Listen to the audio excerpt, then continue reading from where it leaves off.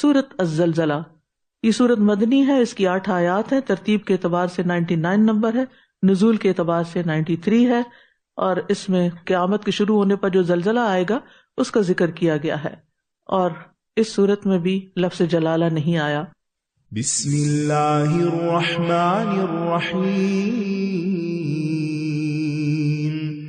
اذا زلزلت الارض زلزالها واخرجت الارض اثقالها وقال الانسان ما لها يومئذ تحدث اخبارها بأن ربك أوحى لها يومئذ يصدر الناس أشتاتا ليروا أعمالهم فمن يعمل مثقال ذرة خيرا يره ومن يعمل مثقال ذرة شرا يره۔ بسم اللہ الرحمن الرحیم۔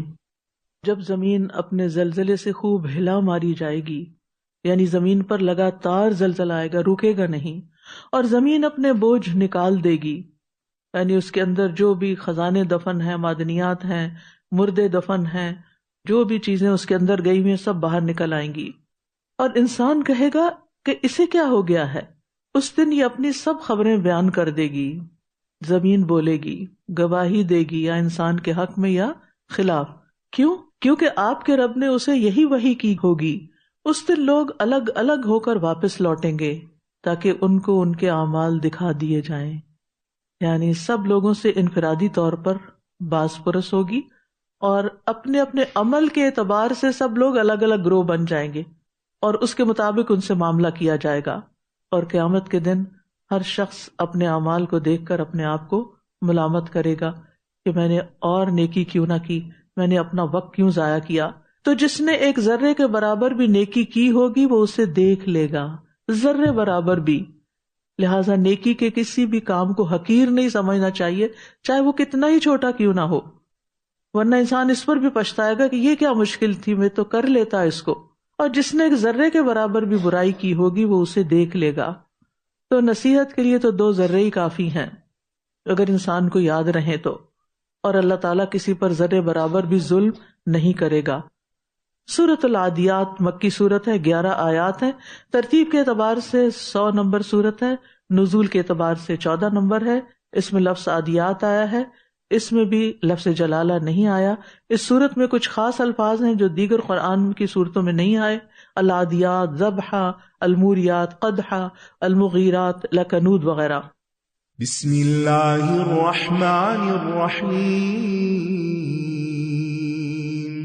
والعادیات ضبحا فالموریات قدحا فالمغیرات صبحا فأثرن به نقعا فوسطن به جمعا ان الانسان لربه لکنود وانه على ذلك لشهيد وانه لحب الخير لشديد افلا يعلم اذا بعثر ما في القبور وحصل ما في الصدور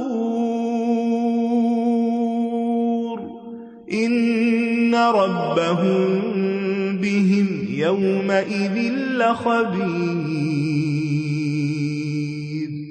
بسم اللہ الرحمن الرحیم۔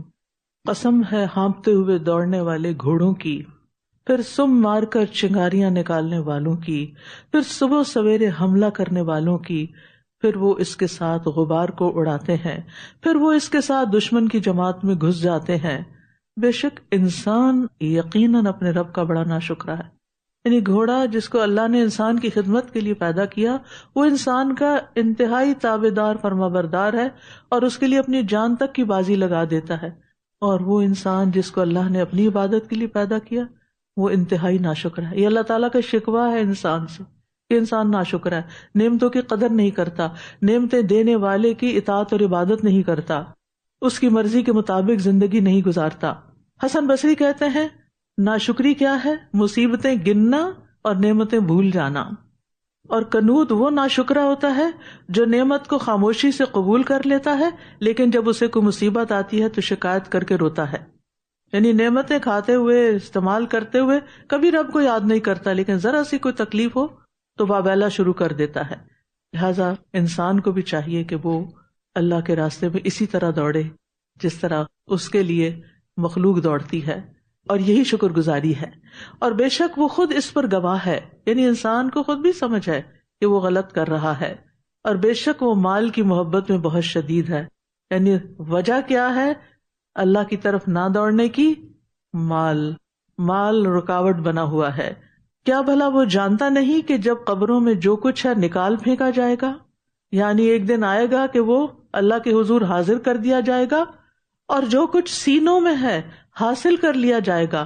یعنی قبر اور سینے میں ایک مشابہت بھی ہے، یعنی جیسے قبروں سے تو جسم نکلیں گے اور سینوں سے راز نکلیں گے، نیتیں نکلیں گی. بے شک اس دن ان کا رب ان کے بارے میں یقیناً خوب باخبر ہوگا. سورۃ القاریہ مکی سورت ہے، 11 آیات ہیں. ترتیب کے اعتبار سے 101 نمبر ہے، نزول کے اعتبار سے 30 نمبر سورت ہے، اور شروع میں لفظ القاریہ آیا ہے، اور اس میں بھی لفظ جلالہ نہیں آیا، اور اس میں لفظ القاریہ کی تکرار ہے، اور یہ لفظ صرف اسی صورت میں آیا ہے. بسم اللہ الرحمن الرحیم. القارعة ما القارعة وما أدراك ما القارعة يوم يكون الناس كالفراش المبثوث وتكون الجبال كالعهن المنفوش فأما من ثقلت موازينه فهو في عيشة راضية وأما من خفت موازينه فأمه هاوية وما أدراك ما هي نار حامية. بسم اللہ الرحمن الرحیم. کھڑکھڑا دینے والی، القارعہ قیامت کا نام ہے. قیامت کے بہت سے نام ہیں جو قیامت کی صفات بیان کرتے ہیں کہ اس دن کیا کچھ ہونے والا ہے. کیا ہے وہ کھڑکھڑا دینے والی، اور آپ کو کیا معلوم کیا ہے وہ کھڑکھڑا دینے والی؟ اس دن لوگ بکھرے ہوئے پروانوں کی طرح ہو جائیں گے، یعنی کسی کو کسی کا ہوش نہیں ہوگا، اور پہاڑ دھنکی ہوئی رنگین اون کی طرح ہو جائیں گے. تو رہا وہ جس کے پلڑے بھاری ہوئے، یعنی نیکیاں زیادہ ہوئیں تو وہ پسندیدہ زندگی میں ہوگا. وہاں کوئی اور کرنسی کام نہیں آئے گی، صرف اعمال صالحہ دیکھے جائیں گے. اگر وہاں کی زندگی خوشحال دیکھنا چاہتے ہیں تو آج عمل کرنا ہوگا. اور رہا وہ جس کے پلڑے ہلکے ہوئے تو اس کا ٹھکانہ ہاویہ ہوگی. یہ بھی جہنم کے ناموں میں سے ایک نام ہے، گڑھا. اور آپ کو کیا معلوم کہ وہ کیا ہے؟ شدید گرم آگ ہے، بھڑکتی آگ ہے. اللہ ہم سب کو اس سے محفوظ رکھے. سورۃ التکاثر مکی سورت ہے، 8 آیات ہے. ترتیب کے اعتبار سے 102 نمبر ہے، نزول کے اعتبار سے 11 نمبر ہے. تکاثر کا لفظ شروع میں آیا ہے جس کی وجہ سے نام یہ رکھا گیا. اس میں بھی لفظ جلالہ نہیں آیا، اور اس میں انسان پر گزرنے والے جو مختلف ادوار ہیں ان کا ذکر ہے، دنیا، برزخ، آخرت کا. بسم اللہ الرحمن الرحیم. الہاکم التکاثر حتی زرتم المقابر کلا سوف تعلمون ثم کلا سوف تعلمون کلا لو تعلمون علم اليقین لترون الجحیم لترونها عين اليقين ثم لتسألن يومئذ عن النعيم۔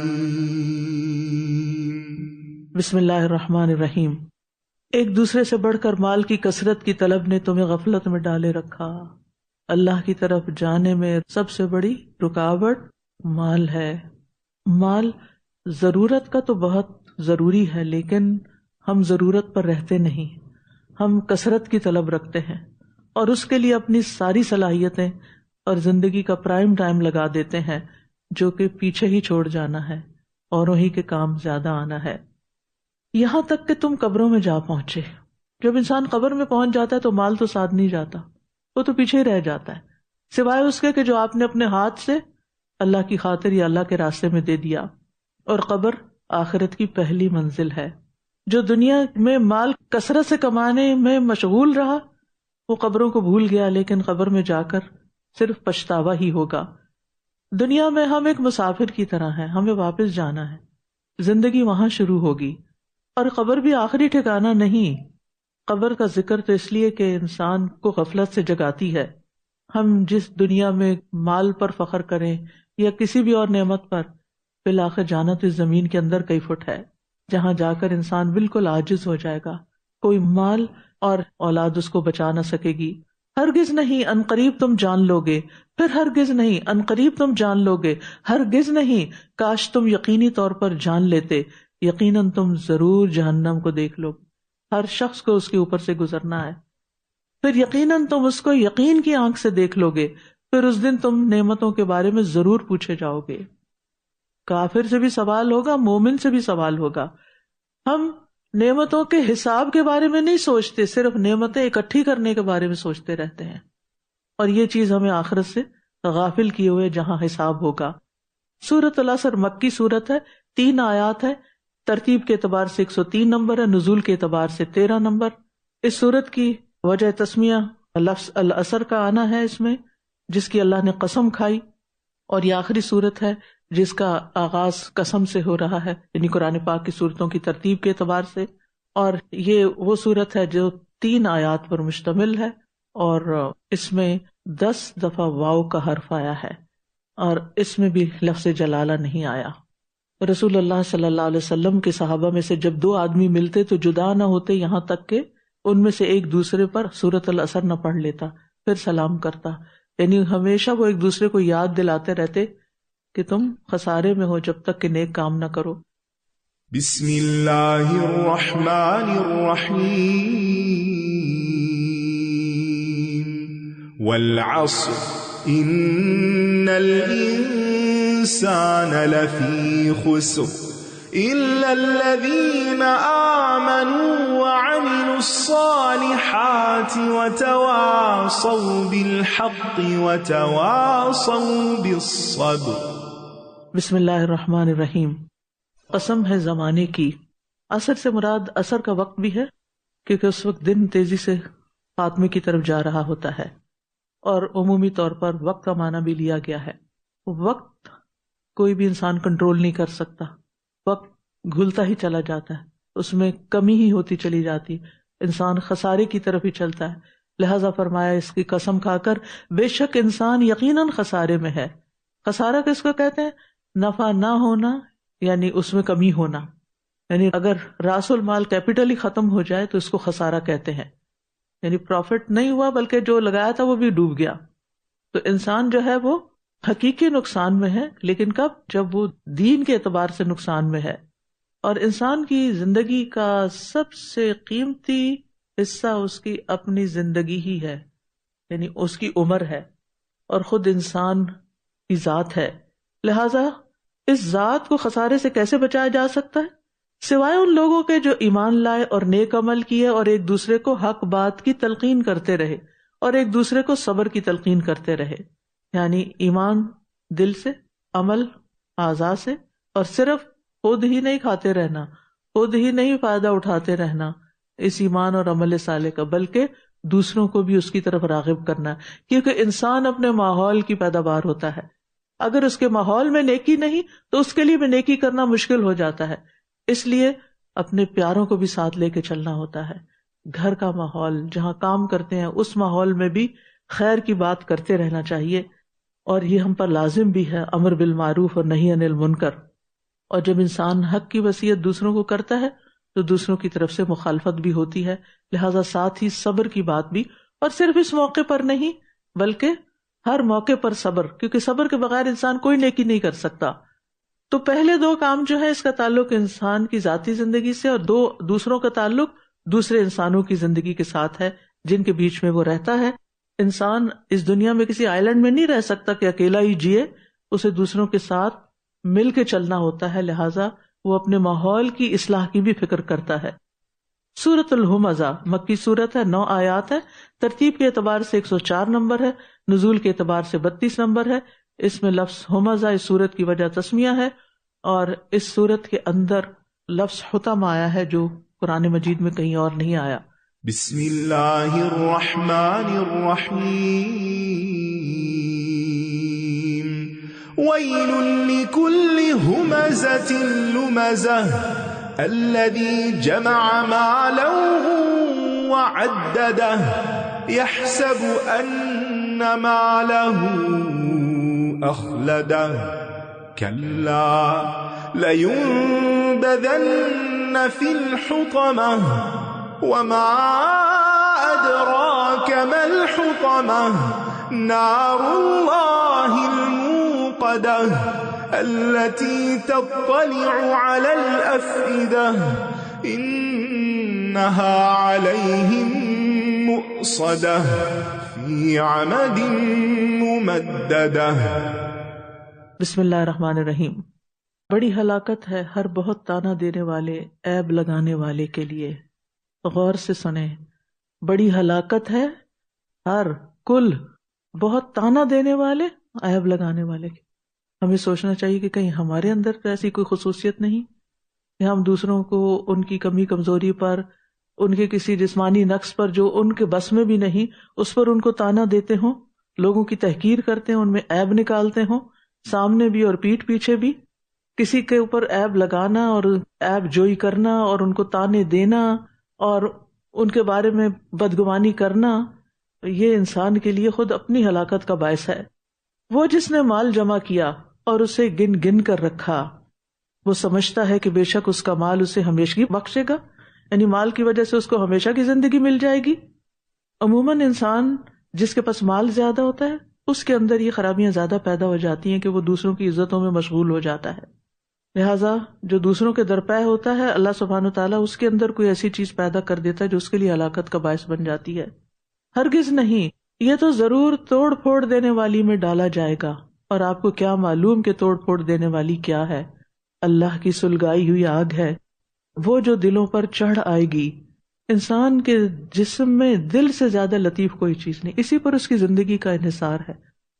اور جو چیز دل کو لگ جاتی ہے نا، اس سے انسان کی ساری نعمتیں اور اس کی ساری خوشیاں تلپٹ ہو جاتی ہیں. لہذا وہ آگ دلوں کو پکڑے گی تو انسان کہیں اور سے کوئی خوشی پا ہی نہیں سکے گا. بے شک وہ ان پر ہر طرف سے بند کر دی جائے گی، لمبے لمبے ستونوں میں. کسی کی زندگی حرام نہ کریں ورنہ ہمیشہ کے لیے زندگی حرام ہو جائے گی. اپنی زبان پر کنٹرول اور لوگوں کو ان کے عیب یاد نہیں دلانے اور ان کے عیبوں کا تذکرہ نہیں کرنا، اس گفتگو سے باہر نکل آنا چاہیے. سورۃ الفیل مکی سورت ہے، 5 آیات ہیں، ترتیب کے اعتبار سے 105 نمبر ہے، نزول کے اعتبار سے 19 نمبر سورت ہے. اس کی وجہ تسمیہ لفظ الفیل ہے جس میں آیا ہے، اور اس میں بھی لفظ جلالہ نہیں آیا. اور اس میں اصحاب الفیل کا واقعہ بیان کیا گیا جو قرآن مجید میں صرف اسی سورت کے اندر ہے. اس میں نئے الفاظ الفیل، ابابیل اور معقول ہیں. بسم اللہ الرحمن الرحیم ألم تر كيف فعل ربك بأصحاب الفيل ألم يجعل كيدهم في تضليل وأرسل عليهم طيرا أبابيل ترميهم حجارة من سجيل فجعلهم كعصف مأكول.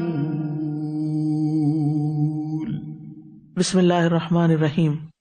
کیا آپ نے دیکھا نہیں کہ آپ کے رب نے ہاتھی والوں کے ساتھ کیا کیا؟ وہ جنہوں نے کعبۃ اللہ کو ڈھانے کا ارادہ کیا تھا اور ہاتھیوں کے ساتھ ایک بڑا لشکر لے کر آئے تھے، لیکن اللہ سبحانہ و تعالیٰ نے اپنے گھر کی خود حفاظت کی. کیا اس نے ان کی چال کو اکارت نہیں کر دیا؟ اللہ تعالیٰ مکر کرنے والوں کے مکر سے نبٹنا جانتا ہے، اور ان پر جھنڈ کے جھنڈ پرندے بھیج دیے.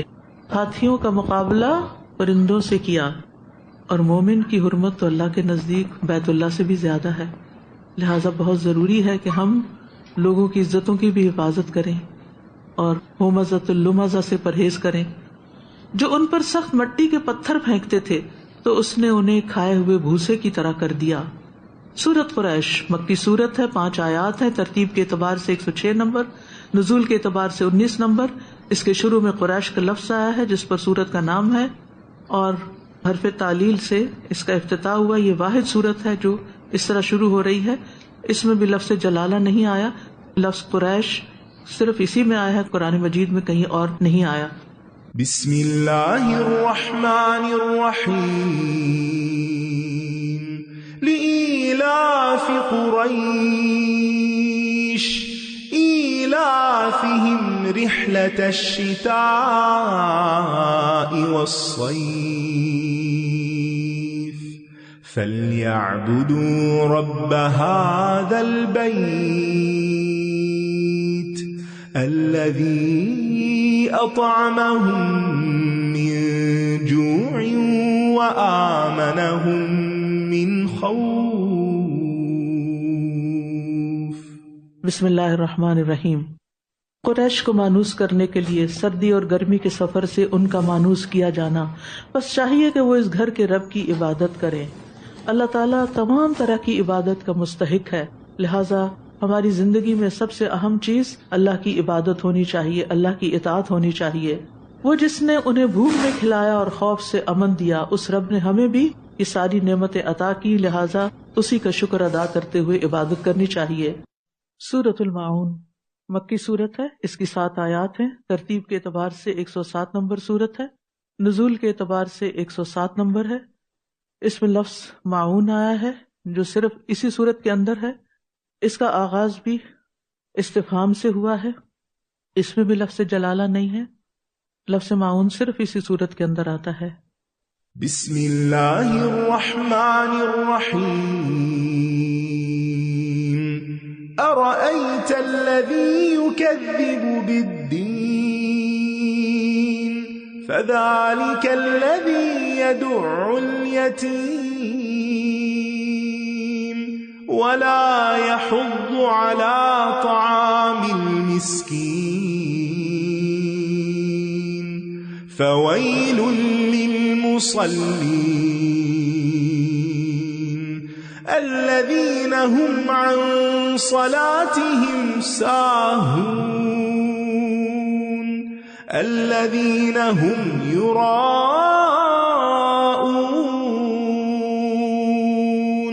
ويمنعون الماعون. بسم اللہ الرحمن الرحیم. کیا آپ نے اس شخص کو دیکھا جو سزا کے دن کو جھٹلاتا ہے، یعنی آخرت پر ایمان نہیں رکھتا؟ یہی تو ہے جو یتیم کو دھکے دیتا ہے اور مسکین کو کھانا کھلانے کی ترغیب نہیں دیتا. بس ہلاکت ہے ان نمازیوں کے لیے جو اپنی نماز سے غافل ہیں، یعنی پابندی سے نہیں پڑھتے، صحیح وقت پر نہیں پڑھتے، طریقہ صحیح نہیں ہے، اس کے فرائض اور واجبات کو صحیح ادا نہیں کرتے، شرعی عذر کے بغیر جماعت سے نماز نہیں پڑھتے، مردوں کے لیے نماز کی پرواہ نہیں کرتے، تنہائی میں قضا کر دیتے ہیں، لوگوں کے سامنے پڑھ لیتے ہیں، شوق سے نہیں پڑھتے، مصیبت کے مارے پڑھتے ہیں. جب انہیں نماز کے لیے بلایا جاتا ہے تو سستی کے مارے آتے ہیں. ابن عباس کہتے ہیں اس سے مراد منافقین ہے جو علانیہ نماز پڑھتے ہیں، جب کوئی دیکھنے والا نہیں ہوتا تو نماز نہیں پڑھتے. اللہ اکبر. اللہ ہمیں اور ہمارے بچوں کو، ہماری نسلوں کو نمازی بنا دے اور مسجد کا نمازی بنا دے. یہاں نمازیوں کے لیے ہلاکت بتائی گئی ہے، تو جو بالکل ہی نہ پڑھیں وہ کہاں جائیں گے، ان کا کیا ہوگا؟ وہ لوگ جو ریاکاری کرتے ہیں، یعنی دکھاوے کے کام کرتے ہیں، ان کاموں میں بڑے خوش رہتے ہیں اور استعمال کی معمولی چیزیں روکتے ہیں، یعنی ضرورت مندوں کی ضرورت پوری نہیں کرتے، چاہے چھوٹی سی چیز سے ہی کیوں نہ ہو۔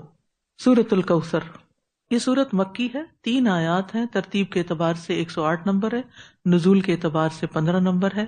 اس کی ابتدا میں لفظ الکوثر آیا ہے پہلی آیت میں، اس پر اس کا نام یہی ہے، اور یہ قرآن مجید کی کلمات اور حروف کے اعتبار سے سب سے چھوٹی سورت ہے اور آخری سورت ہے ترتیب کے اعتبار سے، جو جملہ خبریہ کے ساتھ شروع ہو رہی ہے۔ اس میں لفظ کوثر، ونہر، ابتر جو ہیں اسی میں استعمال ہوتے ہیں، یعنی کسی اور صورت میں یہ نہیں ہے۔ بسم اللہ الرحمن الرحیم، انا اعطیناک الکوثر فصل لربک وانحر ان شانئک هو الابتر۔ بسم اللہ الرحمن الرحیم، بے شک ہم نے آپ کو کوثر عطا کی، خیر کثیر۔ جب اللہ کسی سے راضی ہوتا ہے نا تو اس کو سب کچھ عطا کر دیتا ہے، اور جب وہ کسی کو محروم کرتا ہے تو پھر اس کے پاس کچھ بھی باقی نہیں رہتا۔ یہاں اشارہ ہے اس نہر کی طرف جو نبی صلی اللہ علیہ وسلم کو قیامت کے دن عطا کی جائے گی۔ آپ کی خدمات اور آپ کی جو کوششیں اور محنت تھی اللہ کے دین کے راستے میں، اس کے انعام کے طور پر جب ساری مخلوق پریشان حال ہوگی تو آپ صلی اللہ علیہ وسلم اس نہر سے لوگوں کو جو حوض کوثر میں آئے گی اس سے پانی پلائیں گے۔ بس آپ اپنے رب کے لیے نماز پڑھیے اور قربانی کیجیے، اپنا کام کرتے رہیے۔ یعنی نماز نہ پڑھنے والوں کے لیے پیچھے ہلاکت کی بات ہوئی، یہاں نماز پڑھنے کا حکم دیا گیا، اور نماز کے ساتھ آپ دیکھیے کہ جہاں بدنی عبادت کا ذکر ہوتا ہے وہاں مالی عبادت بھی ساتھ آ جاتی، صلاۃ کے ساتھ زکوٰۃ بھی آ جاتی، کیونکہ اس کے بغیر دین مکمل نہیں ہوتا۔ فصل لربک وانحر، اور یہ شکر ادا کرنے کا بہترین طریقہ ہے کہ جب اللہ تعالیٰ کوئی نعمت دے تو اللہ کے آگے ہی جھک جائیں اور اس نعمت میں دوسروں کو شریک کریں۔ بے شک آپ کا دشمن ہی جڑ کٹا ہے، نیک لوگوں سے بغض رکھنا خیر سے منقطع ہونا ہے، یعنی جو شخص نیکی سے، نیک کام کرنے والوں سے نفرت کرے گا، ان کی مخالفت کرے گا، اس کی جڑ کٹ جائے گی، اس کے کام باقی نہیں رہیں گے۔ سورۃ الکافرون، سورۃ الکافرون مکی سورت ہے، 6 آیات ہے، ترتیب کے اعتبار سے 109 نمبر ہے، نزول کے اعتبار سے 16 نمبر سورت ہے۔ اس میں لفظ کافرون آیا ہے اور اسی اعتبار سے اس کا نام بھی یہی ہے۔ یہ سونے سے پہلے پڑھی جانی چاہیے، اس میں شرک سے برات ہے، یہ ربع قرآن کے برابر ہے، اور اس میں بھی لفظ جلالہ نہیں آیا۔ بسم اللہ الرحمن الرحیم، قل یا ایہا الکافرون لا اعبد ما تعبدون ولا انتم عابدون ما اعبد ولا انا عابد ما عبدتم ولا انتم عابدون ما اعبد لکم دینکم ولی دین۔ بسم اللہ الرحمن الرحیم، آپ کہہ دیجئے اے کافرو، میں اس کی عبادت نہیں کرتا جس کی تم عبادت کرتے ہو، کیونکہ میں تو اللہ پر ایمان رکھتا ہوں اور صرف اللہ کی عبادت کرتا ہوں، اور نہ تم اس کی عبادت کرنے والے ہو جس کی میں عبادت کرتا ہوں، اور نہ میں اس کی عبادت کرنے والا ہوں جس کی تم نے عبادت کی، اور نہ تم اس کی عبادت کرنے والے ہو جس کی میں عبادت کرتا ہوں۔ تمہارے لیے تمہارا دین اور میرے لیے میرا دین۔ یعنی اس سے یہ پتہ چلتا ہے کہ دین اسلام کسی اور دین کے ساتھ مرج نہیں ہو سکتا۔ یہ جو وحدت ادیان کی بات ہوتی ہے نا کہ سارے دین ایک ہی ہیں، اسلام ان میں شامل نہیں ہے، کیونکہ اسلام میں سب سے بنیادی فرق دیگر ادیان سے کیا ہے کہ اس میں توحید ہے، کہ ہم صرف ایک اللہ کو مانتے ہیں اور اس کے ساتھ کسی کو شریک نہیں کرتے۔